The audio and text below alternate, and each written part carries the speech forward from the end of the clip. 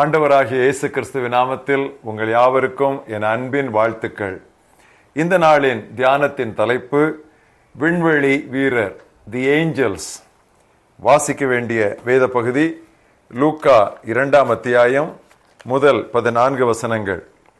அந்நாட்களில் உலகமெங்கும் குடிமதிப்பு எழுதப்பட வேண்டும் என்று அகுஸ்து ராயனால் கட்டளை பிறந்தது. சிரியா நாட்டிலே சிரேனியு என்பவன் தேசாதிபதியாயிருந்த போது இந்த முதலாம் குடிமதிப்பு உண்டாயிற்று. அந்தப்படி குடிமதிப்பு எழுதப்படும்படிக்கு எல்லாரும் தங்கள் தங்கள் ஊர்களுக்கு போனார்கள்.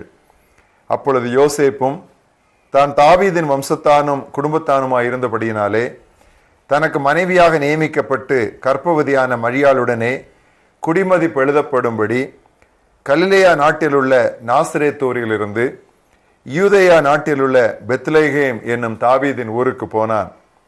அவ்விடத்திலே அவர்கள் இருக்கையில் அவளுக்கு பிரசவ காலம் நேரிட்டது. அவள் தனது முதற்பேரான குமாரனை பெற்று சத்திரத்திலே அவர்களுக்கு இடமில்லாதிருந்தபடியினால் பிள்ளையை துணிகளில் சுற்றி முன்னணியிலே கிடத்தினாள். அப்பொழுது அந்த நாட்டிலே மேய்ப்பர்கள் வயல்வெளிகளில் தங்கி ராத்திரியிலே தங்கள் மந்தையை காத்து கொண்டிருந்தார்கள். அவ்வேளையில் கர்த்தருடைய தூதன் அவர்களிடத்தில் வந்து நின்றான். கர்த்தருடைய மகிமை அவர்களை சுற்றிலும் பிரகாசித்தது. அவர்கள் மிகவும் பயந்தார்கள். தேவதூதன் அவர்களை நோக்கி, பயப்படாதிருங்கள், இதோ எல்லா மக்களுக்கும் மிகுந்த சந்தோஷத்தை உண்டாக்கும் நற்செய்தியை உங்களுக்கு அறிவிக்கிறேன்.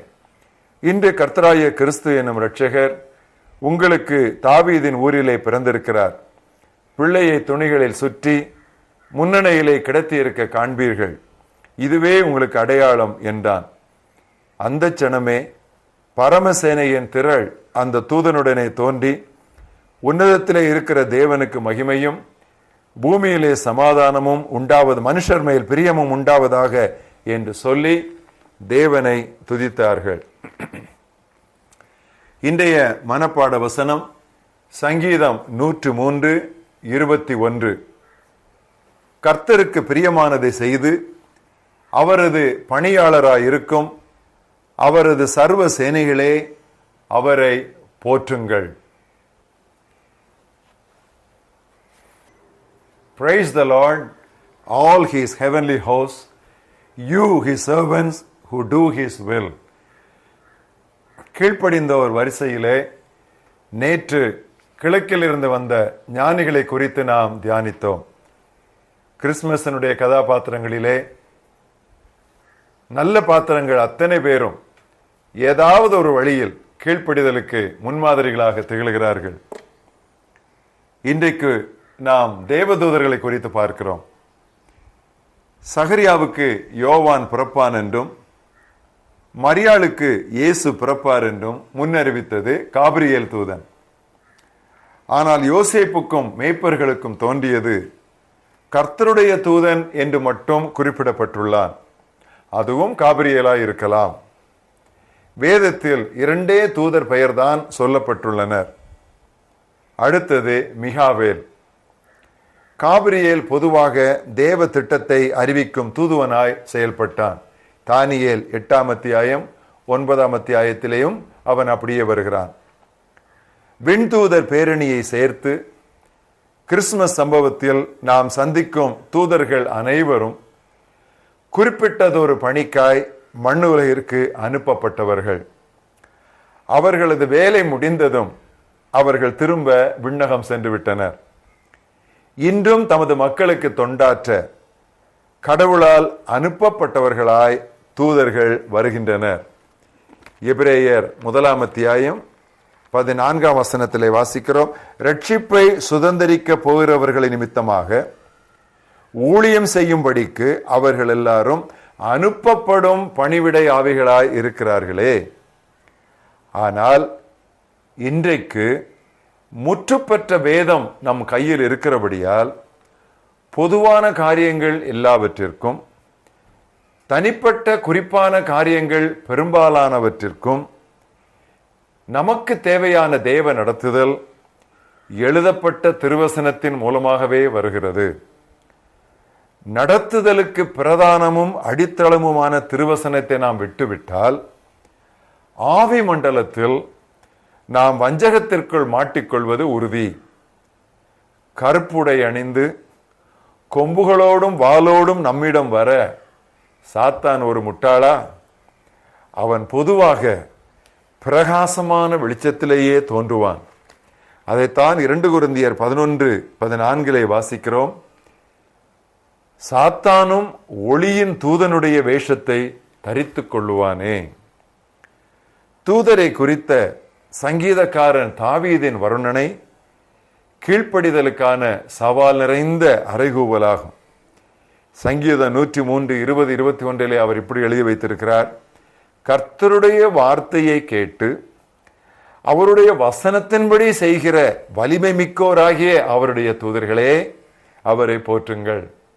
மட்டுமல்ல, கர்த்தருக்கு பிரியமானதை செய்து அவரது பணியாளராயிருக்கும் அவரது சர்வ சேனைகளே, அவரை போற்றுங்கள். மத்தேயுவிலும் லூக்காவிலும் உள்ள கிறிஸ்துமஸ் விவரங்களை நாம் வாசிக்கும் போது தூதர்கள் விண்ணகத்திற்கும் மண்ணுலகத்திற்கும் இடையே கடவுளுடைய தூதுவர்களாக எவ்வளவு விறுவிறுப்பாய் பறந்து சென்று கொண்டிருந்தார்கள் என்பது நமக்கு தெளிவாகிறது. கீழ்ப்படியாத முரட்டாட்டம் உள்ள தூதர்கள் தான் லூசிபரோடு இணைந்தவர்கள், லூசிபரோடு சேர்ந்து தொலைந்தவர்கள். தங்கள் மீதுள்ள அதிகாரத்திற்கு அடையாளமான பெண்களது முக்காட்டை குறித்து பேசும்போது பவுலப்போஸ்தலன் சபை கூடுகைகளில் கவனித்து பார்த்து கொண்டிருக்கும் தூதரை அவர் சுட்டி காட்டுகிறார். 1 கொரிந்தியர் 10:11 நாம் வாசிக்கிறோம். இவைகளெல்லாம் திருஷ்டாந்தங்களாக 11:10 வாசிக்கிறோம். ஆகையால் தூதர்களின் நிமித்தம் ஸ்திரீயானவள் தலையின் மேல் முக்காடிட்டுக் கொள்ள வேண்டும். அப்போஸ்தலர் பேதுருவும் நோவாவின் காலத்தில் கீழ்ப்படியாத மக்களின் ஆவிகளை கடவுளுக்கு கீழ்ப்பட்டிருக்கும் தூதர்களுக்கு வேறுபடுத்தி காட்டுகிறார். 1 பேதுரு 3:20 20-22 வாசிக்கிறேன். அந்த ஆவிகள் பூர்வத்திலே நோவா பேழையை ஆயத்த பண்ணும் நாட்களிலே தேவன் நீடிய பொறுமையோட காத்திருந்த போது கீழ்ப்படியாமல் போனவைகள். 22 அவர் பரலோகத்திற்கு போய் தேவனுடைய வலது பாரசத்தில் இருக்கிறார். தேவ தூதர்களும் அதிகாரங்களும் வல்லமைகளும் அவருக்கு கீழ்ப்பட்டிருக்கின்றன. எவ்வளவு தெளிவாக ஒரு வேறுபடுத்தி காட்டப்படுகிறது என்று பாருங்கள்.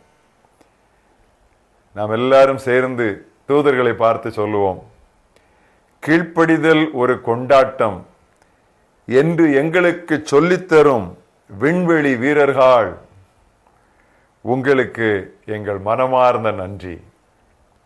கர்த்தருக்கு பிரியமானதை செய்து அவரது பணியாளராயிருக்கும் அவரது சர்வ சேனைகளே, அவரை போற்றுங்கள். Praise the Lord, all his heavenly hosts, you his servants who do his will. எங்கள் மகாபரிய தேவனே, இந்த அருமையான தியானத்திற்காக நாங்கள் ஸ்தோத்திரிக்கிறோம். தூதர்கள் எங்களுக்கு பணிவிடையின் ஆவிகளாய் மட்டுமல்ல, கீழ்ப்படிதலுக்கு மாதிரிகளாகவும் திகழ்கிறதற்காக நாங்கள் நன்றி சொல்லுகிறோம். எங்களுடைய ஆராதனைகளை கவனித்து பார்க்கிறார்கள், ஒழுங்கு இருக்கிறதா என்று சொல்லி. அவர்கள் கீழ்ப்படிதலுக்கும் உம்முடைய கர்த்தத்துவத்திற்கு அடிபணிதலுக்கும் எவ்வளவு முக்கியமான முன்மாதிரிகளாக இருக்கிறார்கள். அவர்களுக்காக நாங்கள் உமக்கு நன்றி சொல்லுகிறோம். அவர்கள் தேவ தூதர்கள், நாங்கள் தேவ தூதுவர்கள். தூதுவர்களாகிய நாங்கள் அந்த தூதர்களைப் போலவே இருக்க கர்த்தாவே எங்களுடைய வாழ்க்கையிலும் கீழ்ப்படிதலே வாடிக்கையாகிவிட வேண்டும் என்று நாங்கள் செபிக்கிறோம். இந்த தியானங்களுக்காக நாங்கள் உம்மை ஸ்தோத்திரிக்கிறோம். கீழ்ப்படிதலை நெடுகவே கற்றுக்கொண்டு அதிலேயே நாங்கள் வளர்ந்து கொண்டு போக, முதிர்ச்சி அடைந்து கொண்டு போக கர்த்தர் எங்களுக்கு உதவி செய்வீராக. இயேசு கிறிஸ்துவின் நாமத்தில் பிதாவே, ஆமென்.